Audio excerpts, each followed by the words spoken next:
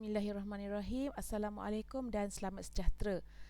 Saya nak ajak kawan-kawan rakan-rakan guru untuk ambil Google Sijil Google Certified Educator level 1 dan level 2.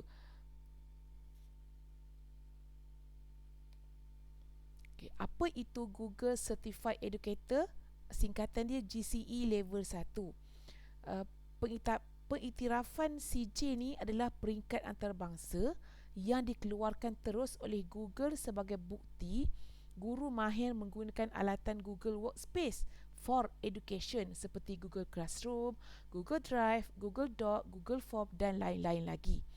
Tahap asas bagi GCE level 1 ni adalah fokus kepada kemahiran menggunakan teknologi Google untuk memudahkan tugasan harian guru dan meningkatkan pelibatan murid dalam kelas. Tempoh sah sijil ini hanyalah selama 3 tahun. Okey, kena bayar ke ambil GCE ni? Ya, dulu kita kena bayar untuk ambil GCE ni, tetapi tahun 2026 ni untuk menggalakkan guru-guru mencuba format baharu tahun 2026 ni, Google memberikan akses ujian tanpa bayaran. Yuran biasa kebiasaannya adalah 10 USD atau sekitar ringgit Malaysia 39. Lebih-lebih lah. Okey. Tetapi untuk 2026 ni, ambil sijil GCE adalah percuma sehingga bulan 5 2026.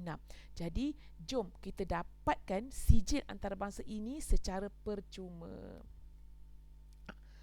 Tip penting, kalau cikgu-cikgu nak jawab GCE ni, saya nasihatkan gunalah akaun Delima kita. Kemudian, selepas daftar exam, kita diberi masa 14 hari untuk menjawab exam.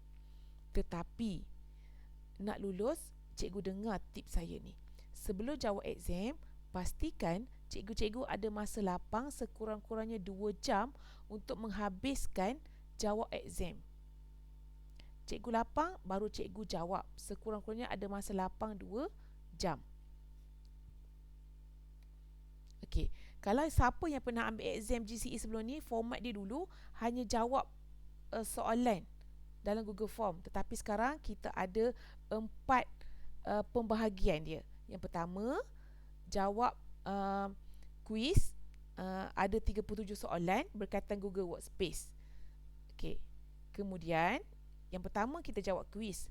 Yang kedua, kita ada lab exam, iaitu kita akan perlu buat tugasan yang diberikan, iaitu tugasan berkaitan dengan Google Classroom.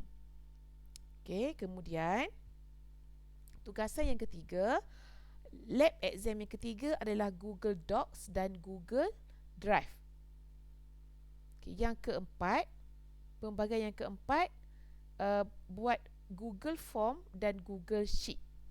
Okey, saya silap type dia, nanti saya ubah balik. Yang keempat, kita buat Google Form dan Google Sheet. Okey. Ini dia yang keempat, Google Form dan Google Sheet lab exam. Okey, jadi jom ramai-ramai kita ambil peluang Google bagi free ni. Jom kita daftar exam. Link ada dekat bawah description ni. Okey, selamat mencuba.